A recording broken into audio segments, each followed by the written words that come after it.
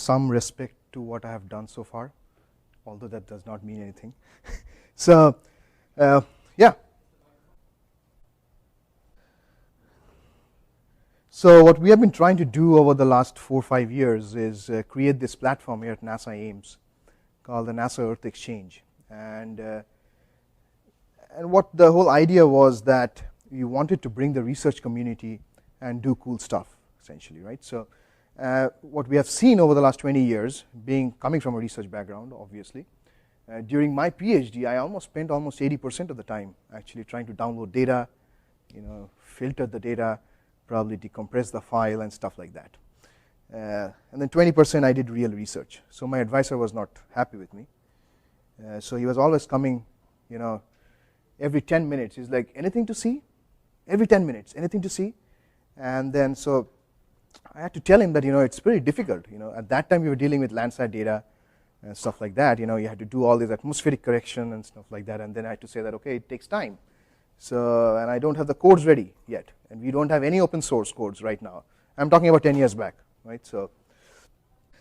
So today I wanted to talk to you about what we have been doing at NASA Earth Exchange and what kind of big data problems we're handling, what kind of high performance computing architectures we're using, and what are we doing in terms of machine learning, because it's getting more popular nowadays. And I was telling Kevin right now that the last 30 years actually, we both actually have been doing machine learning, although we didn't realize we have been doing that, right? It started with unsupervised, supervised classification, long time back. So this is something interesting. I was thinking yesterday, should I call it big data or fat data? I like that word, fat data. So it's lots of 3D stacks, makes it look fat. Or it's intelligent data, or it's large data, large matrices, whether it's massive data, 4D stacks. So you can use all sorts of words. And I found an acronym for it, FILM. And yes, it's a lot of data too. So then I was thinking the other day, how about cloud computing? Let's use another adjective for it, thunder computing. I didn't hear it anywhere. So it's a copyright. And then we have high performance computing, which I still like. I didn't have any other acronyms for it. This I showed actually last time when I was here at GIF, but it's the same thing, it still holds, whether earth science data is still big, right? And it is big. Model and analytics are core components of dealing with earth science data. Data center infrastructures, we have been dealing with it for a long time now. How actually you bring in all the data from the satellites to data centers and then bring it to different centers like NASA, USGS, we're talking about a lot of bandwidth here. And then high performance computing, solutions are necessary for actionable intelligence. That's what I write here, because slowly we're realizing that we're into this deep data space where we need to implement algorithms in a much faster and efficient manner, right? So you need a high performance computing infrastructure. It can be a public cloud or your own private cloud. And then live data visualization, right, which is very important nowadays to really make sense out of the data. So the challenge here is storing more data, accessing large quantities of data faster, understanding better what the data tells us, whether it's structured or unstructured, and integrating efficiently cloud computing solutions and data access methodologies. It's very basic here, very high level, but essentially following industry standards, right? So can we really solve it? Yes, we have lots of tools now, lots of techniques. Everyone kind of knows how to do these things if you're a programmer. And I don't want to go into details about all these things. I mean, you guys are already doing a lot of this stuff here at BIDS. So what are some of these techniques? And access and sort data in an efficient manner. We can deploy open source solutions like Apache Hadoop, MongoDB to create all these fancy data structures, right? Improve legacy infrastructure to meet demands of real-time analytics. Then scale out solid state storage arrays are becoming big. And then you can deploy cloud computing solutions. Obviously, NASA Ames, we all know that we came up with OpenStack, and we still have it running there. AWS, Rackspace, Microsoft Azure, whatever. And then you have efficient learning algorithms. That is what we have been trying to do for the last 2 years, a lot. Implement scalable machine learning algorithms to deal with satellite data. And then visualize the data also. You have a lot of open source solutions. Tableau, HighCharts is open source. And then what essentially NASA Earth Exchange is provide science as a service to the earth science community. And we provide a lot of code, a lot of data, almost in the order of petabytes now, We bring in all the satellite data from all the land imaging sensors, be it Landsat, MODIS. Now we are actually bringing in the Sentinel-2 data also, which is a new, they're getting pretty good imagery. It's a ESA-based European Space Agency satellite. And we have all the climate model output data. We have different models running on the NASA Earth Exchange. And all of this, not just providing access to code and data, but we are also creating workflows. So if you want to recreate a specific workflow, which is in a given article or a paper or a manuscript, you can use that workflow to recreate the whole process and then create results in no time. Essentially provides access to a wide variety of ready-to-use data, provides the ability to bring code to data. NEX offers capabilities for reproducing science through virtual machines and scientific workflows. So we are also creating a lot of these virtual machines using like Docker kind of interface, right, where you could actually take it and transport it to a machine and then do stuff.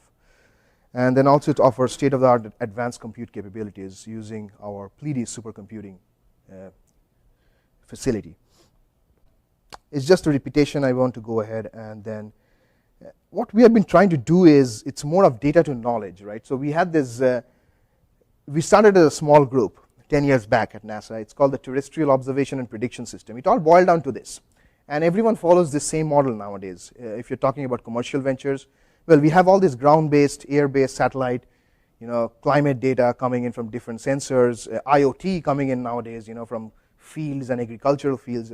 Nothing is new. It's been done for a long time now, right? It's all about how you could actually bring this data to a centralized platform and put these models and create sense out of it, right? So we had these ecosystem simulation models, old age models like crop VC model, crop, how the crop is doing actually, leaf area index, stuff like that, right? We have been running these models for a long time. At that time we were having a lot of problems how you could actually handle different metadata types, different satellite data sets, different weather data. These are sparse data sets, right? You see a weather station data actually is completely switched off for a long time. And then how could you actually use meaningful information? So what we had to do was, okay, let's do a monthly composite and then use the monthly composite number, and then you can match it up with monthly values from satellite data. Then you have one single dimension. There's no sparsity, right? And then you could create a model and then come out something with it. Cool. But again, it's essentially now we're trying to adapt to new realities. So we have a lot more data, a lot of high resolution data sets coming in. People want to gain insights at a much more granular level. So we have been talking about agricultural yield prediction for a long time. Well, people say you can't do really yield from Landsat. Essentially, you can't estimate yield from NDVI. And NDVI is one of those satellite indices, right, which we calculate from the near infrared and red. So what we have been thinking about is, okay, how about using very high resolution data and then take ground data with some kind of a mobile interface where we take pictures of crops and then blend it with satellite data in a machine learning framework to predict yield. So quite complicated, it seems like that, but you can never have yield the exact number that you desire from satellite. That's not possible, right? And this was essentially the drivers for this kind of a NEX initiative. Researchers spend a major fraction of time, as I was telling you, finding, ordering, waiting, downloading data. I have my friends long back, from India who are still in research organizations. They've been telling us, oh my God, how do you actually download Landsat data? It's impossible. We probably download 2 scenes in a week's time. It's the same with US also here. If someone is using the bulk download tool, it takes forever, right, to download Landsat data. And then moving data sets that are getting larger each year over WAN is getting expensive. Right now, actually today morning I had a telecon with the USGS and ESA. We are actually worried about what kind of storage requirements we need and what kind of bandwidth we need to open up for getting all this Sentinel-2 data, right? It's a lot of data coming in. And there's no standard mechanisms for transparency and repeatability. Right? And this is what I mean, right? If you have a paper published in Science or Nature, no one knows how to replicate that whole process. And that's what we are trying to do. And I highlighted in yellow, actually. It's culturally local access is how science is done. So everyone will have their own desktop machine, download the data, run their own algorithms, and that's how science is done, right? So we want to get away from that. So this is the present state of art for NEX. We have data over 800 terabyte on a nearline, and then we have almost 1.3 petabyte storage. A lot of these data sets are populating now. We're getting new storage. We have to actually transfer some of the data to tape storage, because a lot of people are not using some of the data, the old Landsat data especially. We are increasing our sandbox environment. Our sandbox is more like a prototyping environment. So you have a 96 core server, which is pretty good for a prototyping phase. And obviously then once you're happy with your prototyping phase, you can scale it up to the high performance supercomputer which we have. You can actually have, you can run a job accessing almost 100,000 cores. So that's pretty cool, right? So we are processing 6,000 scenes of Landsat in a day or so. Again, it depends. Whenever I'm saying we could do all this great stuff, there are caveats, right? So you're always waiting in a queue. So unless your job gets into the queue, but once you are in the queue and you get the allocation for the next day, probably you're waiting for 24 hours, but after that you get the whole thing working out for you. So, but that still saves a lot of time. And then we're bringing in a lot of these satellite data sets. As you can see here, we have model data sets, we have GLASS, PRISM, DAMET. We're getting all the high resolution data sets from the National Agriculture Imaging Program, NAPE.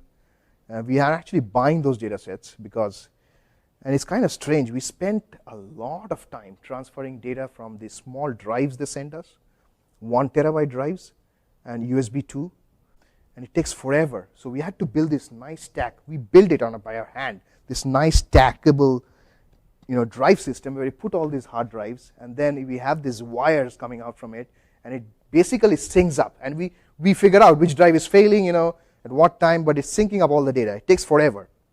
So for 1 year of data, for the whole of US, 1 meter, we spent probably 3 months just transferring the data from those 1 terabyte drives, right? If you want to order it through FTP, forget about it. Take forever. So we are actually getting all these NAPE data sets from 2010. They really have good data. These are multispectral RGB and IR, 1 meter, really good data, clean data.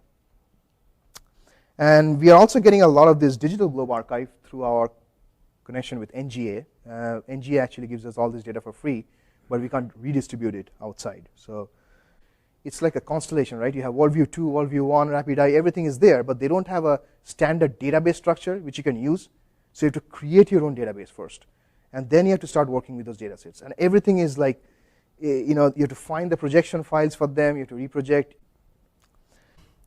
And as you know, NEX has been releasing this downscale climate projection data sets at a high resolution now. So we are making them available, all of them, also into the Amazon public cloud, which I'll talk about later. Scale it up. Yeah, I wanted to give some examples on the classes of NEX big data projects. And this is how we categorize them, essentially fully distributed data processing with no inter-process data dependencies, right? And we're talking about data sizes from hundreds of terabytes to 5 petabytes. Data mining with some inter-process data dependencies, we're talking about 300 terabytes to 2 petabytes. And then analytics and science applications, we have a lot of applications folks who are running on NEX, right from irrigation to mapping fallowed land to forest service people. So they mostly require database query systems, and we're talking about 1 to 10 terabytes. Everyone is using Landsat. And then provenance and knowledge graph queries, we're talking about 100 million to 1 billion triples in 2015. And then we have climate and ecosystem modeling. A lot of those research folks are trying to deal with this kind of stuff, and these are essentially NASA-funded projects, like mostly funded under the NASA ROSES program. And some of these processes are actually computationally intensive, and so we're talking about 2 to 20 terabytes, not much, but still we have to support these projects. And then I wanted to show some of the projects which I have been involved with, helping them scale up their problem essentially. And the first one is about machine learning for anomaly detection. I wouldn't say it's more machine learning, but I put this in context because I'm slowly moving towards that. This is actually one of those studies which we did for a long time. This has been a controversial study about how the vegetation in Amazon actually responded to the droughts in Amazon, right? And there have been a lot of papers. So what we wanted to do was, capture these workflows in these papers, all the data sets they're using, be it TRIM, be it MODIS, and MODIS has different data sets from radiation to temperature to NDVI to EVI. So we capture this process and then provide this whole workflow to all the researchers, right? Whosoever is doing this Amazon study. So everyone was trying to use this workflow and coming up with different results. So it's a very interesting process actually to see. And I have seen this over the time. If you use a MODIS reflectance product and a MODIS N-bar, which is also a reflectance product, BRDF adjusted, and you do this analysis, you actually end up having two different spatial maps of anomaly. And then you have other complexities. So what's going on?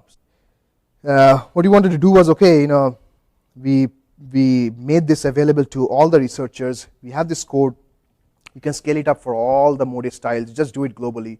And it probably takes like half an hour right now to do this global analysis of MODIS. Again, we're talking about 10 terabytes of data and 1 million for 15 years, right? Total number of scenes, MODIS scenes. These are some of the images, the drought monitoring. And this was one of our other projects, which was funded under the NASA Measures program, which is a 5 years funded project. And this is about creating monthly mosaics of global Landsat data. So, and people have been using this data for different purposes. Creating just monthly mosaics of Landsat is a big deal for me, especially when I look back 5 years from now. I couldn't have done this without having access to this kind of facility, right?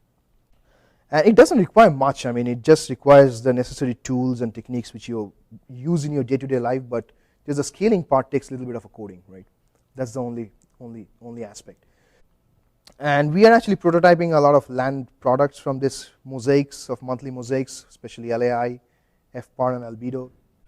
Going from WELD, we have been involved in this North American forest disturbance project, where we have been using these Landsat tiles for the whole time stack from the 70s till now. And this has been one of our biggest projects so far. It involved a lot of computation. So processing 96,000 scenes from 85 till 2010. And we actually created this disturbance product now as part of this project. It's available on NEX. If you want to get a hold on this data set, please contact Sam Goward. He can actually give access to this data sets. But again, we're trying to sort out means on how to distribute this data, because either we have to do it by UTM zones or split it up into MODIS kind of tiles like WELD does, and then distribute the whole thing. This was actually detecting forest disturbance. This is just another, just showing how these scenes come in. And then one, just to put this context, 4.3 billion pixels. If it was a commercial company right here, that would have been a great pitch. 4.3 billion pixels classified as forest in 1 hour. 434 path rows, 29 years, several scenes per year, 16 hours wall time for 12 cores, and 1736 nodes, so almost 20,000 832 cores, right? And then these were all done using R packages and custom parallel wrappers, which were written in Python, some of it. This was some of my stuff which I did 2 years back, creating 30-meter resolution Landsat leaf area index maps. It's still there for people to download this data set. It was done for 1 or 2 time snaps, actually, just showing the potential of doing Landsat-based LAI. And if you see all this right-hand region here, you could see a lot of heterogeneity which is being captured at the Landsat scale. If you actually see the MODIS imagery of LAI, you won't see this. I mean, that's what I wanted to, showcase here, that unless you use a high-resolution information, you cannot get anything useful out of it. And then I've been involved with this NASA carbon monitoring system for the last 3 years now. And we have been working with tons of sensors to come up with the best possible estimate of biomass at the highest possible resolution. And we are talking about 30 meters again here. 30 meters is good enough for the policy and stakeholder. So, but what they wanted to understand the uncertainty associated with each of these pixel estimates. So we created these uncertainty maps for them, and the carbon monitoring system is still running now. It's a multi-year funded project. A lot of teams are involved in this. We're trying to do high resolution. My last project, which was funded last year, was about doing biomass at 1 meter. And that's what we've been trying to do, create a whole 1 meter continental mosaic of tree cover for the whole of US.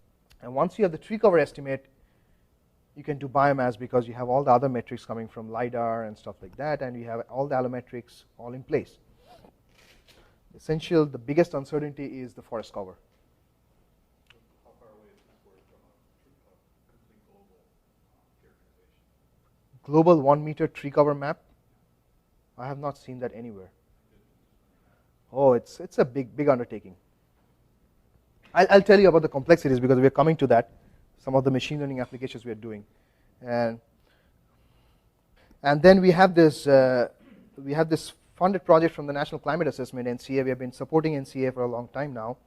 What we're trying to do here is create high-resolution climate model projection data sets. And this is where we actually first collaborated with Jeff, Kevin, Maggie is here, and Nancy is now actually working with us also.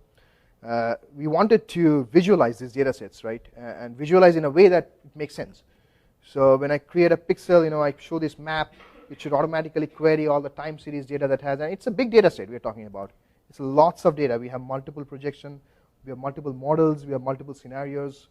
But if there is a nice visualization platform, people can come in and make sense out of this data.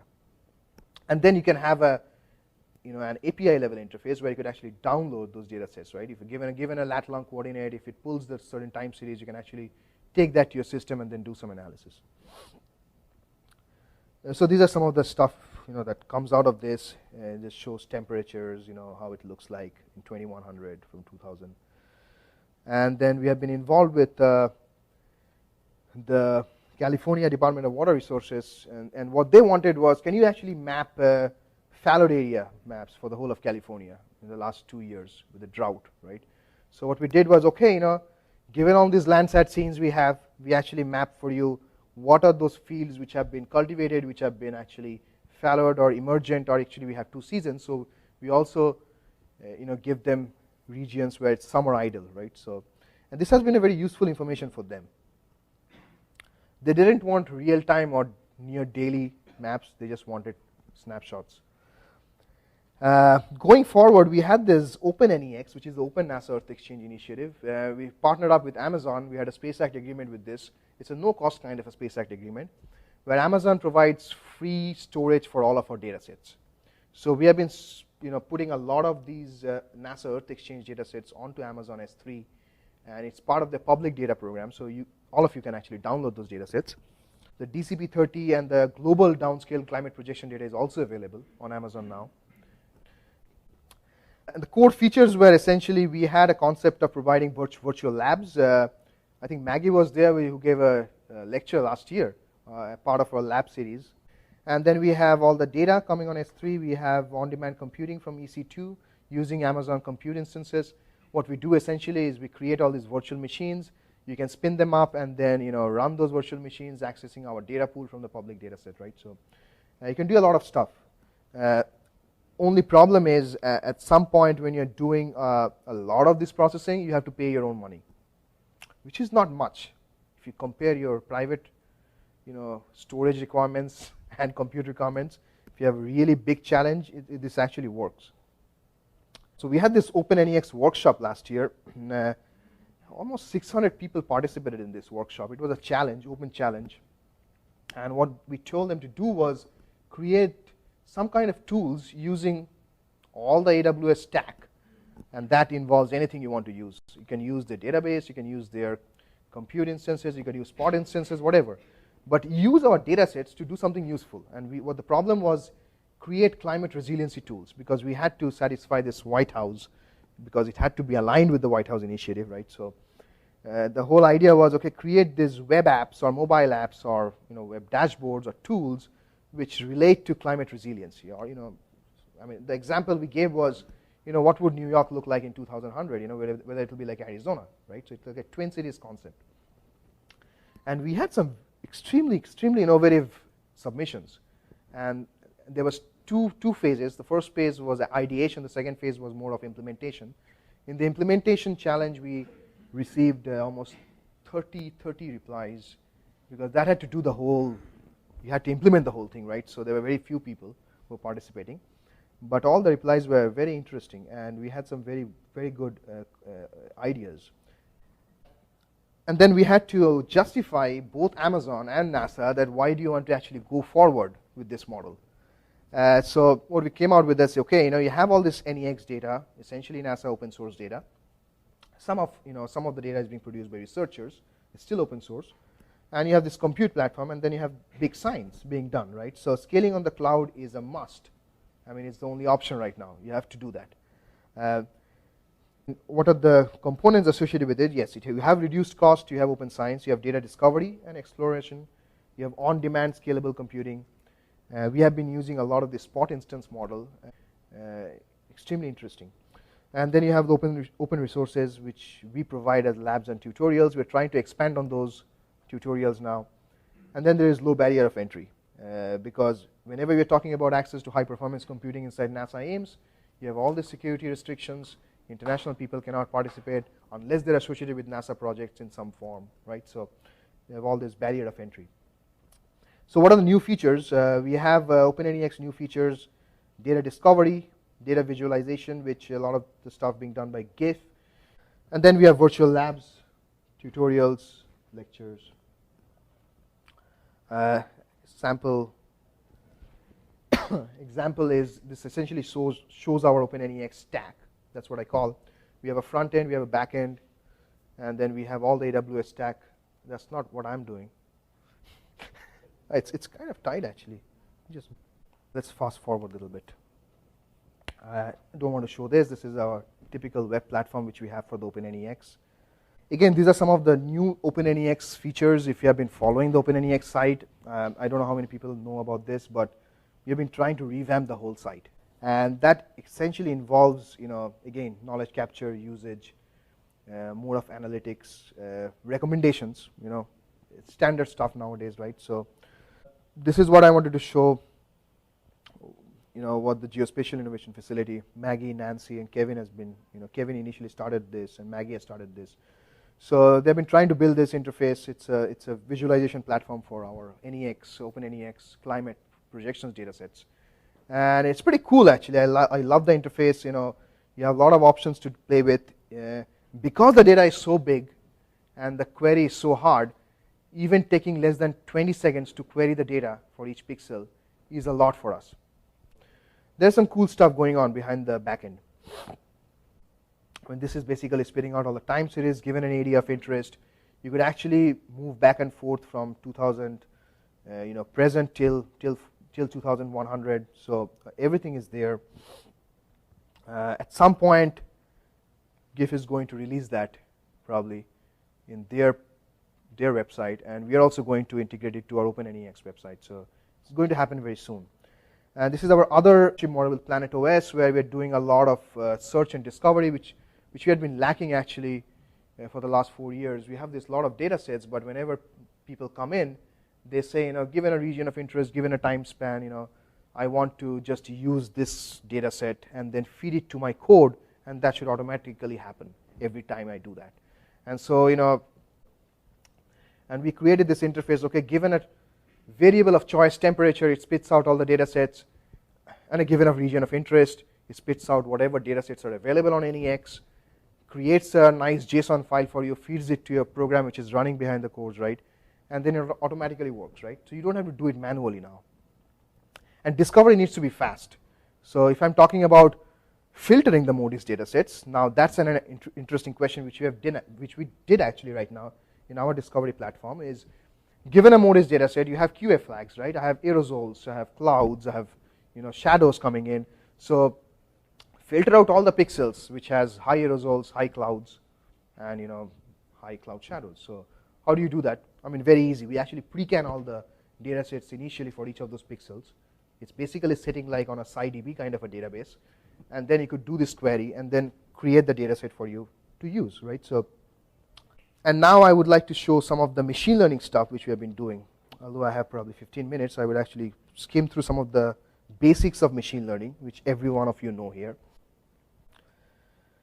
What we have been trying to do is derive tree cover from 1 meter multispectral data sets, right? And this is essentially the NAPE data set. Again, I was telling you it's a beautiful data set, but you still have to address the scalability part of it. So we're talking about 60 terabytes of images, nothing, but the granularity is high, right? So we're talking about 330,000 scenes. Each scene is like 7,000 by 7,000 in matrix dimension. It is big data. What we did for now, and we actually scaled it to 3 other states. We don't have the results now. But for California, it takes us 48 hours to run 11,000 scenes and mosaic it and then create the tree cover. But obviously, the interesting problem is tree cover delineation is a hard problem.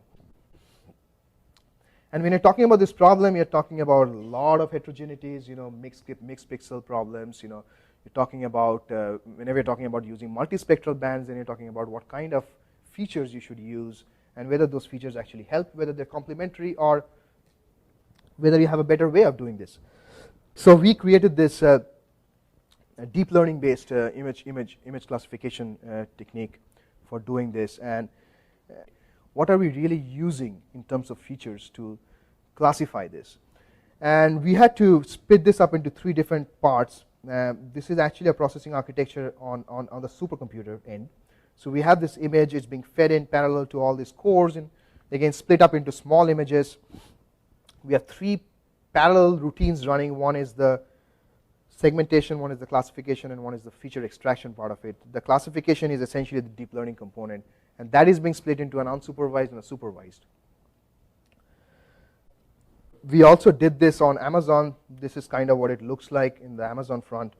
It's a complicated, we can discuss this offline.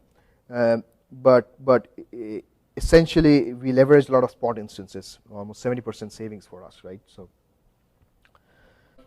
I would not go into the system requirements part of it, but let's go into the algorithm. We need segmentation after we do the classification, that's for sure. This is some of our features which we have been using from the NAPE dataset. Again, we can discuss about this, why we have been using these features. We have a thorough feature ranking process, and what are some of the features we have been using in our remote sensing discipline for a long time. So why don't we use them also? Overall, we use a restricted Boltzmann machine to do the unsupervised part of the deep learning component, and then we have a supervised component which actually takes the initialized weights from the RBM network, and it's more of a stacked RBM model now. Why this is important? Because essentially we need this unsupervised architecture to create these weights, because we have limited training data. That has been a problem for a long time for us now. So, and that's addressing your problem of global classification of trees. When you're talking about just classifying trees for the US, you can't just manually go on doing training samples, right, for the whole of US. So you need to have representative samples. Again, if you have too many samples, you end up having overestimations or underestimation, right? So you need a trade-off, right? So, and this is where we found out that where this algorithm outscores the traditional algorithms in classification is this unsupervised classification, right? So we're actually creating these high-level features out of the input features which we are already giving it to the network. And those features are much better in terms of converging in a much faster way. Again, I can go offline on these topics. We are using these restricted Boltzmann machines for our unsupervised learning, and essentially it's a maximum likelihood learning for the RBMs. We use contrastive divergence learning. It's a faster alternative to maximum likelihood. Again, won't go into the details. Let's go actually to this part. Yeah. So we have this training phase. That's more of the learning module here. So we have the unsupervised learning. Each layer is a DBN, and it's trained using contrastive divergence with repeated Gibbs sampling. If you want to know all of these terminologies, we can discuss again after that lecture. And so it initializes the weights of the network using the RBMs, and then it goes to supervised learning, where we have our own set of representative training samples, and which we saw that it actually performs really well when we scale it to other states. That's what we have been finding out, right? So, and when we are talking about accuracies, if we even reach 80% accuracy, it's a lot. And even though people claim that they have been having this high accuracy, I don't believe. So when we talk about the NLCD, which has been done a really good job for the US at classifying land cover classes at 30 meter, if you just take the urban landscape, you'll find out that trees are missing, right? You cannot classify at 30 meters. So if you look at the urban landscape anywhere, there are no trees essentially at the NLCD scale. Now if you aggregate all the Landsat pixels for the whole of US and then say that, okay, all the urban trees are missing from this land cover, imagine the uncertainty you have coming out of it, right? Especially for biomass mapping and carbon and stuff like that, right? So, and I show you some of the results we have. We actually use structured prediction using conditional random field also. Again, we can go into details. Experimental results, well, this is what is more important for us. For the whole of California, we found out that 82.59 is the overall true positive rate, and the false positive rate is 1.73. That is more interesting, right? When you compare it to the NLCD, which we should not ideally because it's a different scale, but that's the state of art right now, right? So true positive rates 72 versus 87. Look at the false positive, 50% NLCD and 1.9. Again, we are also using other models. Recently came out with a paper called DeepSat. It actually involves more of a feature-enhanced DBN model and compared it to the traditional DBNs and convolutional neural networks. And I won't go into details here, but we had, again, data sets which we constructed from the NAIP data. And if you look at the results, our results actually are almost 97% accurate for all these two data types. If you compare it with the stacked autoencoders, it is 79% versus convolutional neural networks with 86%. So this is a big shift, right? 10 to 11% change.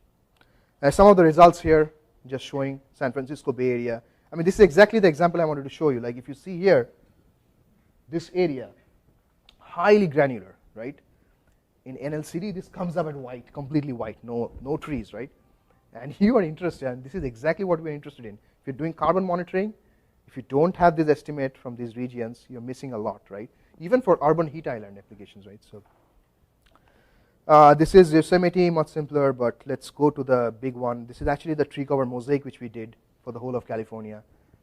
Looks pretty good. We had some misclassifications over water bodies, but we figured that out, why it was happening. It was interesting, you don't want people to distribute data sets and people finding trees in oceans, right? So, so we say, okay, it's chlorophyll, So then we're also doing yield prediction. That's been our more recent exercise using deep belief network. Again, it's a hybrid model. I'm running short of time, but we could discuss it offline. I wanted to show some results actually. I won't go into this, but some of the yield predictions we have been doing using Landsat and ground-based data sets. This is actually using very high resolution data sets. Some of the other applications, we have been doing some rooftop detection, using our algorithms just to see what it takes. This is the most interesting part. We are actually trying to segment fields from these data sets automatically. Now, given the segmented fields, you could actually hand it over to the farmer saying that, hey, can we just have a look? Looks good or not? And he says, okay, it looks good. And you can redefine the boundaries, but this is actually the most, I would say, the hardest problem we have been dealing with till now. Just segmenting field boundaries. I don't want to talk about this. Well, summary, essentially. Well, NEX lowers the barrier of entry, allows knowledge sharing. Earth sciences is big data. We have a lot of machine learning applications, intelligent information, prediction, estimation. Machine learning is great, but understanding the data is critical. That's where the domain expertise comes in. And scale and generalized learning models such that they're applicable to different domains. And that's about my talk here, and I would encourage any questions. Thank you.